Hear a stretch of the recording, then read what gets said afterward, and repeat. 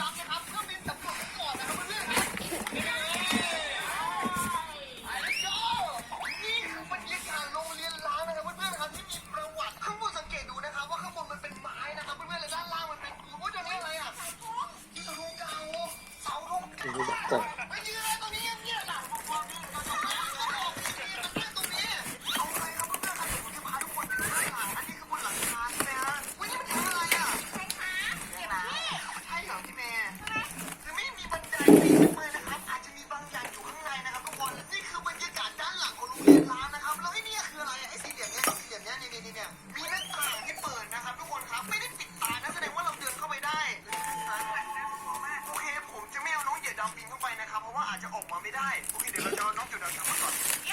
เฮ้ยอเมเลียเรามันจะกลับมาเหรอ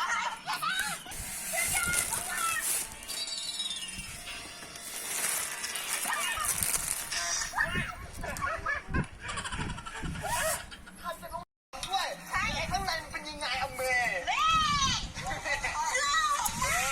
ไม่มีเลยครับเสียมาโอ้โหบ้าอะไรนะหายแล้วดังปุ๊เลยเอาละเพื่อนๆตอนนี้เนี่ยเราหมดจุดหมายไปแล้วนะสมใจอยากยัง